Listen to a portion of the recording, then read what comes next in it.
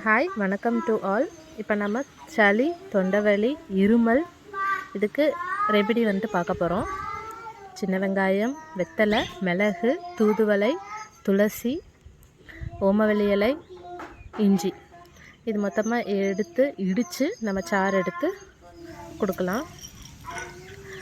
மிளகு எடுத்துக்கோங்க. நைஸாக நீங்கள் அரைக்கணும். 1-2 இல்லாமல் நைஸாக நீங்கள் முடிஞ்ச வரைக்கும் நைஸாக நீங்கள் அரைக்கணும்.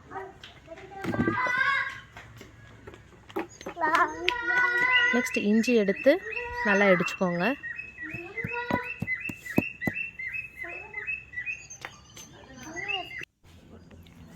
சின்ன வெங்காயம் 4 எடுத்து அதையும் நல்லா இடிச்சுக்கோங்க.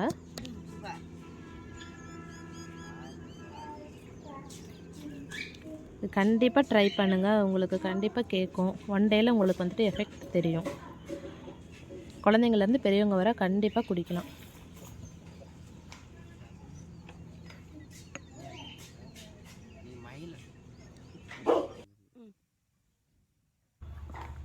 தூதுவளை குட்டி குட்டியாக கட் பண்ணி அதுக்குள்ளே ஆட் பண்ணிக்கோங்க.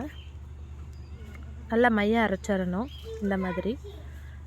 நெக்ஸ்ட்டு துளசி எடுத்து அதே மாதிரி அரைச்சிக்கோங்க. உங்களுக்கு பார்த்திங்கனாலே தெரியும், நல்லா பார்த்தாலே மிக்சியில் அரைச்ச மாதிரி இருக்கும். அந்த மாதிரி நீங்கள் இடிக்கணும். ஆனால் மிக்சியில் நீங்கள் போட வேணாம். ஓமவல்லி இலை எடுத்து அரைச்ச உடனே வெத்தலை சேர்த்திக்கோங்க. அதுவும் குட்டி குட்டியாக கட் பண்ணி போட்டு அரைச்சிக்கோங்க. அவ்வளோதான்.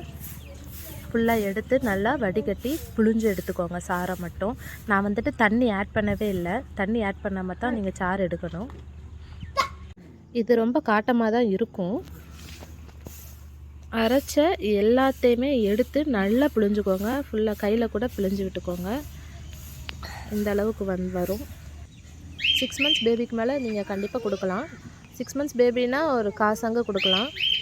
1 year பேபின்றப்ப ஒரு 1/2 சங்குலேருந்து 1 சங்கு கொடுக்கலாம். ஒன்றும் பிரச்சனை இல்லை.